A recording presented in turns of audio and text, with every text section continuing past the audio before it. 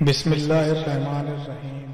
حضرت جنید بغدادی رحمۃ اللہ علیہ نے ایک مرتبہ دل میں خیال کیا کہ اگر شیطان سے ملاقات ہو جائے تو ایک سوال کروں گا، اور انہوں نے ایک دن اللہ سے دعا بھی کر دی کہ اے اللہ کبھی شیطان سے ملاقات کرا دے تاکہ اس سے سوال کر لوں۔ ایک دن نماز پڑھ کر مسجد کے باہر نکلے تو ایک بوڑھا آدمی باہر کھڑا تھا۔ حضرت جنید بغدادی رحمۃ اللہ علیہ نے اس کو دیکھ کر کہا کہ کون ہو تم؟ کہنے لگا کہ میں وہی ہوں جس سے ملنے کی آپ کو آرزو اور تمنا تھی۔ حضرت سمجھ گئے کہ یہ اصل میں شیطان ہے۔ شیطان نے کہا کہ آپ مجھ سے کیوں ملنا چاہتے تھے؟ حضرت جنید بغدادی رحمۃ اللہ علیہ نے کہا کہ میرے ذہن میں تیرے متعلق ایک سوال ہے۔ سوال یہ ہے کہ جب اللہ تعالیٰ نے تجھے حضرت آدم علیہ السلام کو سجدہ کرنے کا حکم دیا تو میری سمجھ میں نہیں آتا کہ آخر تجھے کس چیز نے اللہ کے حکم کی تعمیل سے منع کیا؟ کیوں تو نے سجدہ نہیں کیا؟ کیا اللہ کی عظمت کو نہیں جانتا تھا؟ ارے تجھے اللہ کی معرفت حاصل تھی، اللہ کی عظمتوں اور جلالتوں سے تو واقف تھا۔ اس قدر اللہ کے قربت رکھنے کے باوجود جب اللہ نے تجھے حکم دیا کہ آدم کو سجدہ کرو تو نے آخر کیوں سجدہ نہیں کیا؟ اس پر شیطان کا جواب کیا تھا وہ سننے کے قابل ہے۔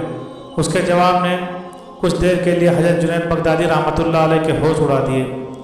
اس نے کہا کہ جنید، آپ جیسا توحید پرست آدمی اور یہ مشرکانہ سوال، آپ جیسا توحید پرست ایک اللہ کو ماننے والا، ایک اللہ کی عبادت کرنے والا، اور آپ کے ذہن میں ایسا سوال آ رہا ہے جو مشرکانہ ہے۔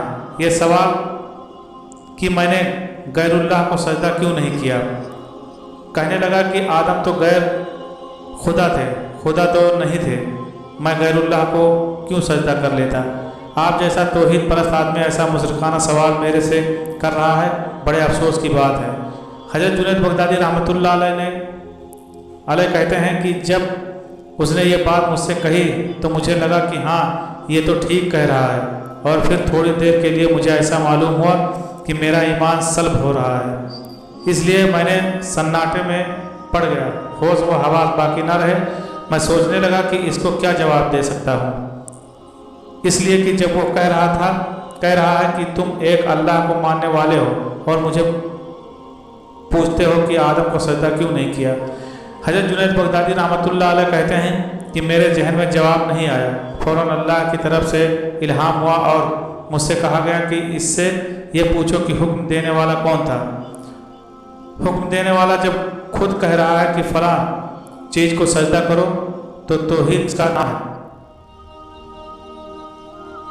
اس بات کو مان لینا چاہیے۔ حضرت جنید بغدادی رحمۃ اللہ علیہ کہتے ہیں کہ اس الہام کے بعد میرا ایمان برقرار ہوا، اور نہ تو مجھے ایسا معلوم ہوا کہ میرے ایمان میں تنزل پیدا ہو گیا ہے۔ یہ ہے شیطان کی مکاری اور عیاری۔ نہ ولیوں کو چھوڑا، نہ غوث و قطب و ابدال کو چھوڑا، نہ انبیاء کرام کو چھوڑا۔